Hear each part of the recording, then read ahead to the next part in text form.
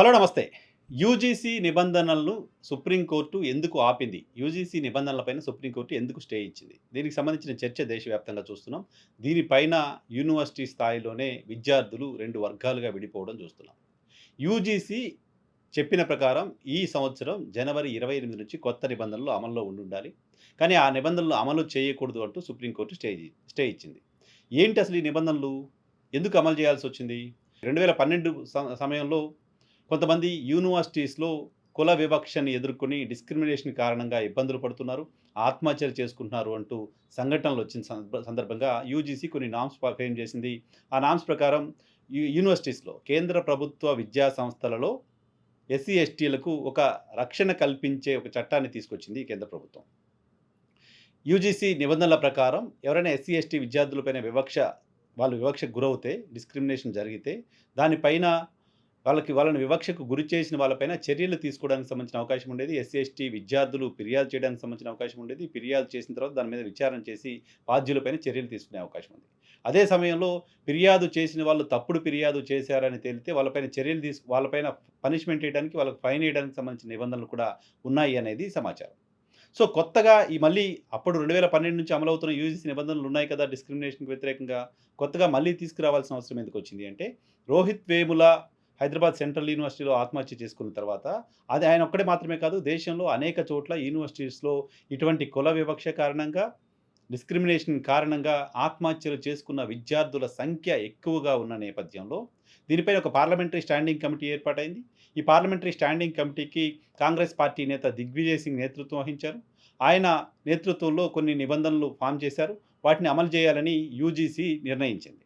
So, ఆ నిబంధనలేంటి అంటే, కేవలం ఎస్సీ, ఎస్టీలు మాత్రమే కాకుండా ఓబీసీ విద్యార్థులు, వికలాంగులు, మహిళలు వీళ్ళపైన కూడా డిస్క్రిమినేషన్ ఉంటే, వాళ్ళపైన వివక్ష చూపితే, వాళ్ళపైన ఏమైనా అట్రాసిటీ జరిగితే, దానిపైన కూడా యూనివర్సిటీస్‌లో ఈక్వల్ కమిటీలను ఏర్పాటు చేసి అక్కడ విచారించి ఆ డిస్క్రిమినేషన్‌కు కారణమైన విద్యార్థులపైన చర్యలు తీసుకోవాలి అనేది కొత్త నిబంధన. సో, దీన్ని ఈ ఏడాది జనవరి 28 నుంచి ఇంప్లిమెంట్ చేయాల్సి ఉంది. దీనిపైన అగ్రవర్ణ విద్యార్థి సంఘాలు, విద్యార్థులు చాలా పెద్ద ఎత్తున ఆందోళన చేశాయి. వాళ్ళ ఆందోళన కారణంగా ఆహ్, వాళ్ళ ఆందోళన కారణంగా ఉత్తరప్రదేశ్‌లో ప్రధానంగా నార్త్‌లో చాలా అన్రెస్ట్ కూడా చూసాం. ఉత్తరప్రదేశ్‌లో భారతీయ జనతా పార్టీకి సంబంధించిన ఎమ్మెల్యేలు, బ్రాహ్మణ సామాజిక వర్గానికి సంబంధించిన ఎమ్మెల్యేలు, అప్పర్ కాస్ట్‌కి సంబంధించిన కొంతమంది ఎమ్మెల్యేలు కేంద్ర ప్రభుత్వం తీసుకొచ్చిన కేంద్ర ప్రభుత్వం ఆధ్వర్యంలోని యూజీసీ తీసుకొచ్చిన ఈ నిబంధనలను వ్యతిరేకించారు. భారతీయ జనతా పార్టీని తప్పుబట్టారు.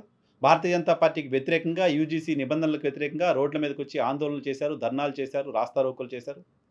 ఈ ఆందోళనలకు భారతీయ జనతా పార్టీ మద్దతు కూడా ఉంది లాంటి ఒక ప్రచారం కూడా జరిగింది.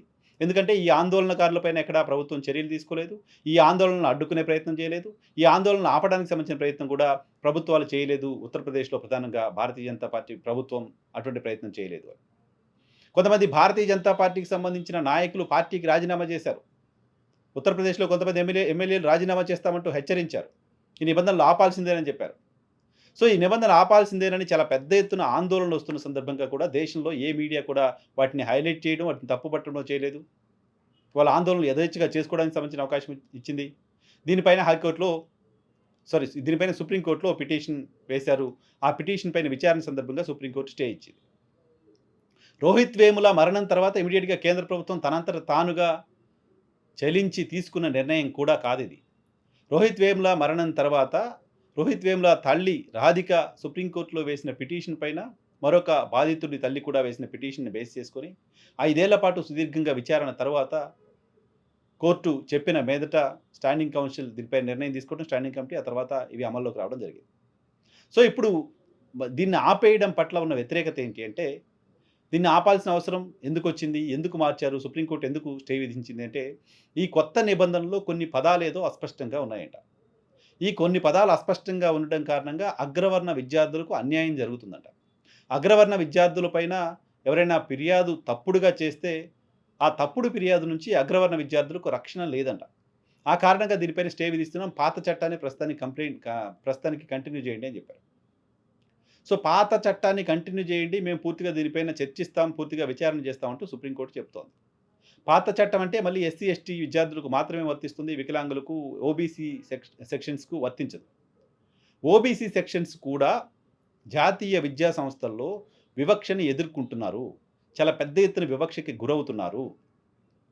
2006 ప్రాంతంలో జాతీయ విద్యా సంస్థల్లో కూడా ఓబీసీలకు రిజర్వేషన్ కల్పించటం మొదలైన తరువాత, ఆ తర్వాత ఈ డిస్క్రిమినేషన్ ఓబీసీ విద్యార్థులపైన కూడా పెరిగింది.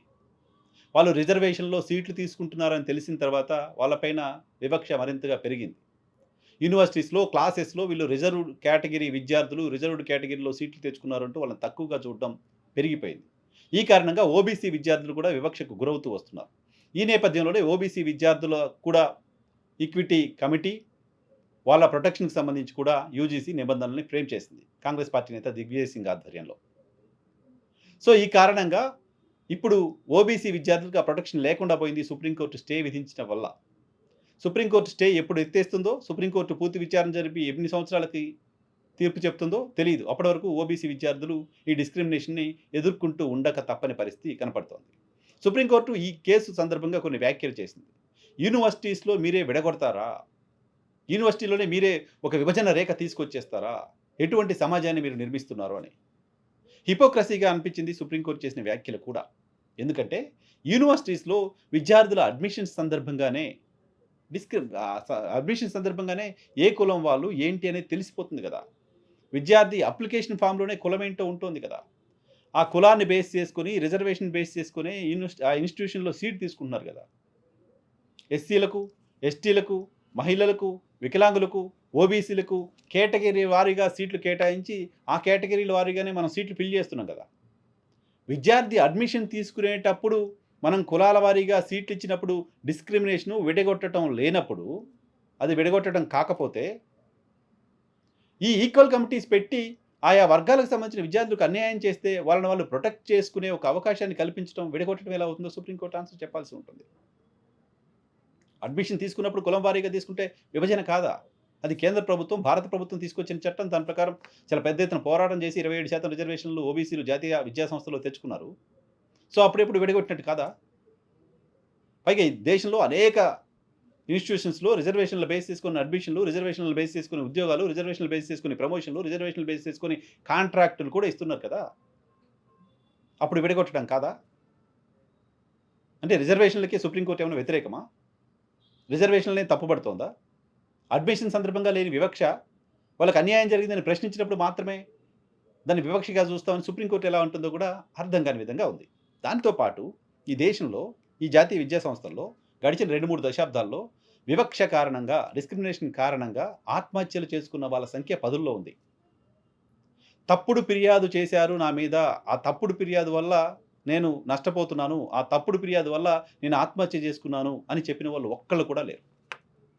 ఈ 2.5 దశాబ్దాలలో నా మీద ఒక వ్యక్తి తప్పుడు ఫిర్యాదు ఇచ్చాడు కాబట్టి, ఆ ఫిర్యాదు కారణంగా నేను కోర్టులు, కేసులు ఫేస్ చేయాల్సొచ్చింది కాబట్టి, నేను ఆత్మహత్య చేసుకుంటున్నాను, నేను చనిపోతున్నాను అని చెప్పి చనిపోయిన విద్యార్థి ఎవరు లేరు. చనిపోవాలని నేను కోరుకోవట్లా. కానీ, ఎక్కువ మంది వివక్షకు గురైన వాళ్ళు బాధితులుగా ఉండి వాళ్ళు చనిపోయారు. వివక్షకు గురి చేసిన వాళ్ళు ఎక్కడ చనిపోవడం లేదు. వివక్షకు గురి చేసిన వాళ్ళని ప్రొటెక్ట్ చేయడం కోసం, వివక్షకు గురవుతున్న వాళ్ళని కొన్ని రోజులు మీరు హోల్డ్‌లో ఉండండి అని సుప్రీంకోర్టు చెప్పింది. గణాంకాలు చూడండి.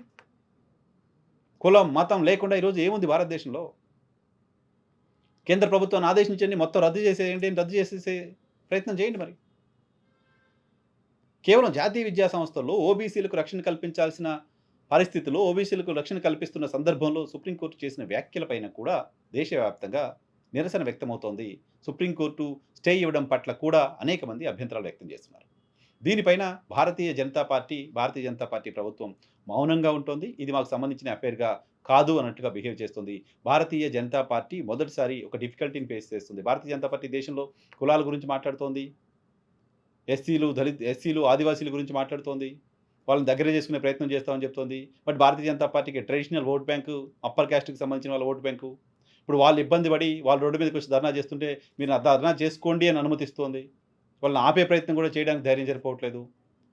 సేమ్ టైమ్ డిస్క్రిమినేషన్ గురవుతున్న వర్గాల పట్ల వాళ్ళ కోసం అండగా నిలిచి ఇది అమలు కావాల్సిన ఆవశ్యకత ఏంటి అని చెప్పే ప్రయత్నం కూడా కేంద్ర ప్రభుత్వం చేయట్లేదు. ఈవెన్ సుప్రీంకోర్టు కూడా దాన్ని ఇమ్మీడియేట్‌గా స్టే విధించకుండా ఏ పదాలు అస్పష్టంగా ఉన్నాయి? ఏ పదాల పట్ల స్పష్టత రావాల్సిన అవసరం ఉంది? ఏ పదాలు అగ్రవర్ణ విద్యార్థులకు డిస్క్రిమినేషన్‌కి గురి చేస్తున్న విద్యార్థులకు నష్టం కలిగించేలా ఉన్నాయి? వాటిలో సవరణలు చేయండి అని అడిగుండొచ్చు. స్పష్టత ఇవ్వండి అని అడిగుండొచ్చు. అలా కాకుండా పూర్తిగా ఆపేసేయండి. మేము తర్వాత చూస్తాం అనేది సుప్రీంకోర్టు అలా ఎందుకు చేయాల్సొచ్చిందో ఎవరికీ అర్థం కాని పరిస్థితి ఉంది. సో, యూజీసీ నిబంధనలు జాతీయ విద్యా సంస్థల్లో వివక్షకు గురవుతున్న విద్యార్థులను కాపాడేలా, రక్షించేలా ఉంటే, సుప్రీంకోర్టు తీర్పు వాళ్ళు మీరింకొంతకాలం వివక్ష ఫేస్ చేయండి. దీనికి పరిష్కారం ఏంటో కొన్ని రోజుల తర్వాత మేము ఆలోచిస్తామని చెప్పినట్లున్నాయి.